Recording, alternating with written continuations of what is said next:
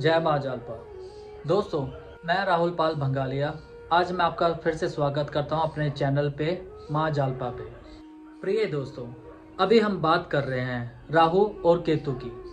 अलग अलग कुंडली में अलग अलग भावों में राहु केतु कैसा परिणाम देंगे, अभी हम इसकी विस्तार पूर्वक जानकारी दे रहे हैं। कुछ लोगों को इससे दिक्कत परेशानी हो रही है समझने में कौन से भाव में राहु पॉजिटिव होगा और कौन से भाव में वो कैसा रिजल्ट देने वाला है। जैसे पितर दोष नाम की कोई चीज नहीं होती, जैसे काल सर्प नाम के योग को योग ही नहीं लिखा गया, वैसे ही राहु के नाम से जरूरत से ज्यादा डराया जाता है। लेकिन दोस्तों, राहु देव हर एक कुंडली में एक जैसा नहीं होता। किसी कुंडली में ये करोड़पति भी बना देते हैं इंसान को। आज बात करते हैं मिथुन लगन में राहु के अलग अलग घरों में प्लेसमेंट क्या क्या रिजल्ट देती है। प्रिय दोस्तों, कॉपी पेन ले लीजिए और नोट करते हुए चले जाएं, ताकि कल को आपको किसी पंडित का मुंह देखने की जरूरत ही ना पड़े। घर बैठ के खुद कैलकुलेट कर लीजिए अपनी कुंडली को। अगर राहु देवता लगन में ही प्लेस्ड हो मिथुन राशि में, राहु देवता वहाँ उच्च के माने जाते हैं। मैंने पहले भी कहा था आपको, इस बारे में जानकारी हो गई होगी। अगर राहु देवता लगन में पड़े हो मिथुन राशि में, मिथुन लगन की कुंडली हो, लगन में उच्च के हो गए तो लगन में पॉजिटिव करेंगे। पंचम भाव के रिगार्डिंग पॉजिटिव रिजल्ट देंगे, सप्तम भाव के रिगार्डिंग पॉजिटिव रिजल्ट देंगे और नवम भाव के रिगार्डिंग भी पॉजिटिव रिजल्ट ही देंगे। यानी पर्सनैलिटी को बहुत अच्छा कर देंगे। संतान सुख, अनसर्टेन गेन, पेट संबंधित प्रॉब्लम दूर कर देंगे, या लव रोमांस में सफलता, ये सारी चीजें देंगे। दाम्पत्य सुख में अच्छा करना, पार्टनरशिप के लिए अच्छा करना, या डेली वेजेस में अच्छा करना। अगर राहु देवता लगन में पड़े होंगे तो नवम भाव में शनि की मूल त्रिकोण राशि में अच्छा फल ही देंगे। जातक धर्म को मानने वाला होगा, जातक पिता की केयर करने वाला होगा, जातक कुछ न कुछ नई रिसर्च करने वाला होगा, जातक इस चीज से बाध्य होगा कि विदेश से जाके अच्छी अर्निंग लाने वाला होगा। तो इस बात का सदैव ध्यान रखना। अगर लगन में राहु देवता उच्च का पड़ा हुआ, पंचम भाव के रिगार्डिंग पॉजिटिव रिजल्ट, सप्तम भाव के रिगार्डिंग पॉजिटिव रिजल्ट, नवम भाव के रिगार्डिंग पॉजिटिव रिजल्ट ही देगा। अगर राहु देवता दूसरे भाव पर यानी धन कुटुंब वाणी पर पड़ा होगा, प्रिय दोस्तों, ये चंद्रमा का घर है। चंद्रमा के घर राहु का जाना एक तरह का ग्रहण लग जाना, वो कभी भी अच्छा फल नहीं देंगे। परिवार से दिक्कत परेशानी, धन से दिक्कत परेशानी और वाणी में भी प्रॉब्लम, यानी वो उग्र वाणी कर सकता है। यहाँ से दृष्टि यहाँ डाली, रोग ऋण दुर्घटना मुकदमा में वृद्धि कर देगा। यहाँ से दृष्टि डाली यहाँ अष्टम घर में, यानी ऑब्स्टेकल फिजूल की बढ़ा दी। यहाँ से दृष्टि 10वें घर पे, यानी कामकाज, मतलब कामकाज में भी बिना कारण हर जगह पे ऑब्स्टेकल खड़ी होती हुई ही मिलेगी। क्यों? क्योंकि वो यहाँ मारक हो गए हैं। यहाँ वो कभी भी अच्छा फल नहीं देने वाले राहु देवता। राहु देवता यहाँ तीसरे घर में सिंह राशि में पड़े हों, भाई बहन से कला कलेश, फिजूल की यात्रा, हार्डवर्क नॉर्मल से ज्यादा करना, क्योंकि ये मेहनत का भी घर है तीसरा। फिजूल की मेहनत करते रहना, उसका पूर्ण रिजल्ट नहीं मिलना। यहाँ से दृष्टि डाली दाम्पत्य सुख में, यहाँ से दृष्टि डाली पिता से प्रॉब्लम, यहाँ से दृष्टि डाली बड़े भाइयों में लाभ में प्रॉब्लम और छोटी बीमारियों का भी योग बनता है। तो राहु देवता सप्तम घर, नवम घर, एकादश घर में सदैव प्रॉब्लम ही देंगे। अगर सिंह राशि में राहु देवता पड़े हुए तो, क्योंकि ये उसकी अति शत्रु की राशि है। अगर वो डिग्री वाइज बली हुए तो, और वो नेगेटिव प्रॉब्लम्स को जरूरत से ज्यादा बढ़ा देंगे अपनी दशा और अंतरदशा में। फिजूल की दौड़ इंसान को लगी ही रहती है। अगर राहु देवता कन्या राशि चौथे भाव में पड़े हों और कहीं बुध देवता कुंडली में अच्छा पड़ा हुआ, तो यहाँ का राहु देवता इंसान को बहुत ही ऊंचाइयाँ देता है। घर, गाड़ी, वाहन, भूमि, कपड़ा, माता से अटैचमेंट और अपने मकान को और बड़ा करना, बड़ी से बड़ी गाड़ी में चलना, वो जातक को राहु देवता यहाँ देता है। अपनी मेहनत से ऑब्स्टेकल को दूर करना, अपनी मेहनत से कामकाज पे बढ़ोतरी करना, अपनी मेहनत से विदेश में सेटलमेंट करके विदेश में भी आमदनी का जरिया बनाना, राहु देवता यहाँ विदेश सेटलमेंट भी करवा देता है। क्यों? क्योंकि वो सेपरेटिव ग्रह है और यहाँ कन्या राशि में राहु देवता पड़ा हुआ, यहाँ सेपरेटिव प्लेनेट होने से चौथे घर जो आपका नेटिव लैंड होता है, तो वो फॉरेन ले जाके आपको सेटल भी करवा देता है। अगर राहु देवता तुला राशि का पंचम भाव में पड़ा होगा और शुक्र की प्लेसमेंट कुंडली में अच्छी हो गई तो राहु देवता यहाँ बहुत अच्छा फल देगा।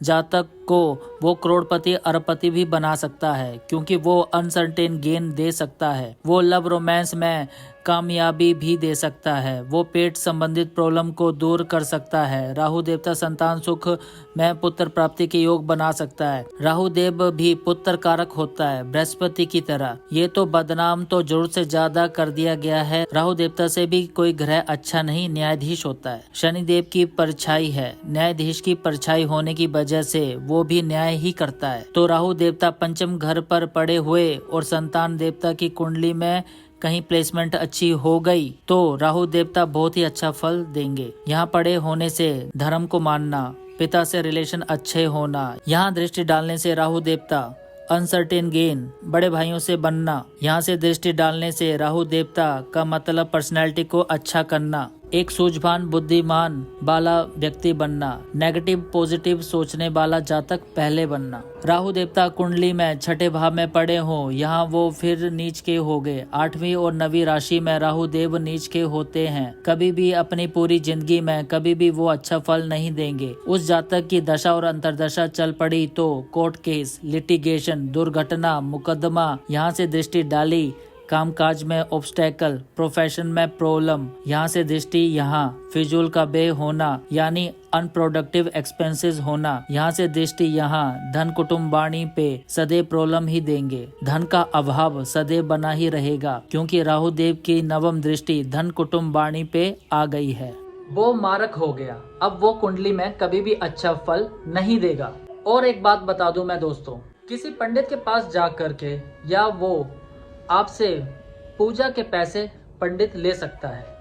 इससे अच्छा है कि आप हर रोज नियम से एक माला ओम राहु देवताय नमः का पाठ करते हैं। इससे अच्छी रेमेडीज पूरी दुनिया में कहीं नहीं हो सकती। इससे क्या होगा, इससे जो पाप प्रभाव होगा राहु देवता का वो कम हो जाएगा।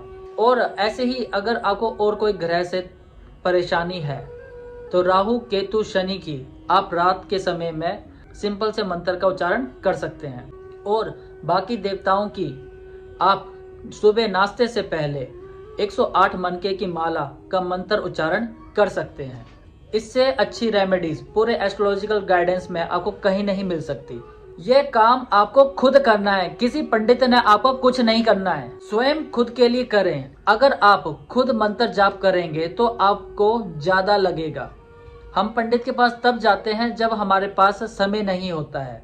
बात करते हैं राहु देवता अगर सप्तम भाव में पड़े हो तो वो यहाँ नीच के माने जाते हैं, कभी भी अच्छा फल नहीं देंगे। लड़की के आगे मैरिज बहुत डिले करवाएंगे, बहुत परेशानी होगी, बहुत खपना होगा, इसके बाद भी कला क्लेश होगा। मैरिज के बाद भी आपको देखना होगा कि कला क्लेश ना रहे। लड़के की कुंडली का भाव सप्तम सही होना चाहिए, तब जाके आपको सही रिजल्ट मिलेंगे। यहाँ से दृष्टि यहाँ बड़े भाइयों से प्रॉब्लम, यहाँ से दृष्टि नीच के लगन पे, यहाँ दिक्कत परेशानी, यहाँ से दृष्टि छोटे भाई बहन पे और मेहनत पे, तो यहाँ से परेशानी लड़कियों के लिए। इसलिए बृहस्पति कारक होता है, वो भी इसी भाव का लॉर्ड है और इसी भाव में राहु आ जाए वो भी नीच का।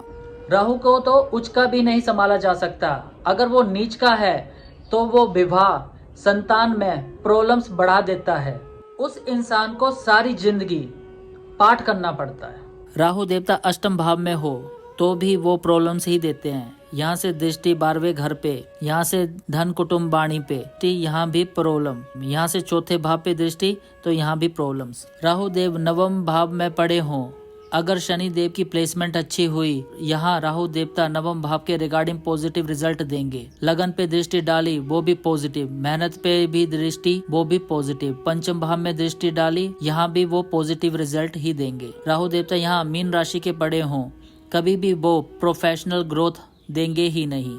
और अगर आपका बृहस्पति कहीं डिस्टर्ब हो गया तो सारी जिंदगी इंसान धक्के ही खाता फिरता है, वो प्रोफेशन सेटल होने नहीं देता, सिवा नौकरी के वो कुछ नहीं करवाते इंसान से। अगर राहु देवता यहाँ बैठे हों मेष राशि के, पूरी जिंदगी इंसान धन के पीछे भागता रहता है और धन उसे 2 कदम आगे चला जाता है। राहु देवता यहाँ से दृष्टि फिजूल की मेहनत करवाते रहते हैं। यहाँ से दृष्टि पंचम हाउस के रिगार्डिंग नुकसान, यहाँ से दृष्टि यानी पत्नी से कला कलेश, पार्टनरशिप में दिक्कत आना और डेली वेजेस में नुकसान होना। पंचम घर पे दृष्टि डाली राहु देवता ने पेट संबंधित प्रॉब्लम, अनसर्टेन लॉस और संतान से कभी ना बनना, संतान इतनी डिले होना, मैरिज के 10 साल निकल जाते हैं, उसके बाद ही इंसान की उत्पत्ति होती है। राहु देवता 12वें घर पर पड़े हो यानी वृष राशि के पड़े हो यानी वो उच्च के तो हो गए राहु देवता, लेकिन ये भाव गलत है। गलत भाव होने की वजह से राहु की दशा और अंतरदशा यहाँ से चलेगी। राहु देवता की दृष्टि डालेंगे 4थे घर पे यानी वो जातक विदेश यात्रा कर सकता है। और अगर राहु देवता और ज्यादा पाप प्रभाव में हो या मारक ग्रह से युति हो तो राहु देवता यहाँ जेल यात्रा तक करवा सकते हैं, क्योंकि ये जेल यात्रा का घर भी यही है। राहु देवता यहाँ दृष्टि डालेंगे कोर्ट केस, दुर्घटना, लिटिगेशन में प्रॉब्लम आएगी। यहाँ दृष्टि डाली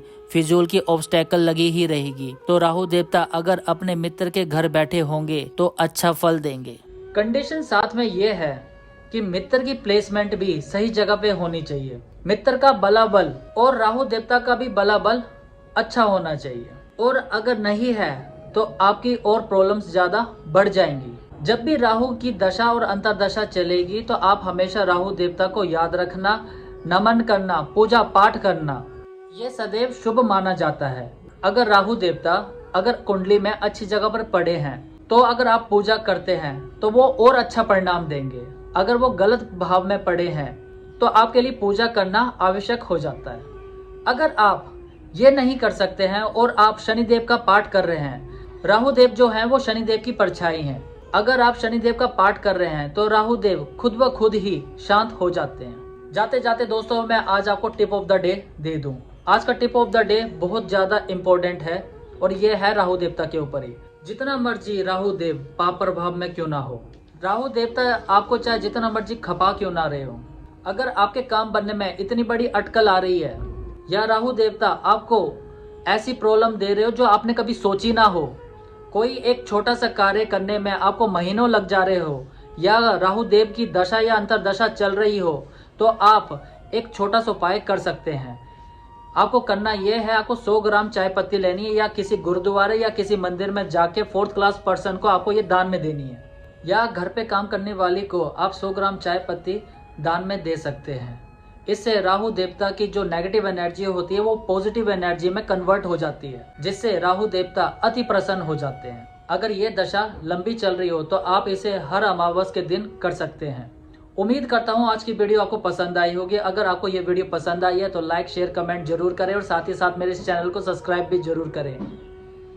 जय मां जालपा।